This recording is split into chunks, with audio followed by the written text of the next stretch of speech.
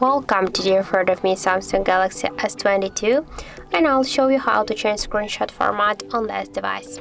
So first you should go into the settings and then scroll all the way down to the advanced features. Now just scroll a little bit down and here tap on the screenshot and screen recorder settings, and here you can see the format to the screenshots of our screenshot. Now we got here the JPG and we can switch it to the PNG, and by the same way we can switch it again to the JPG.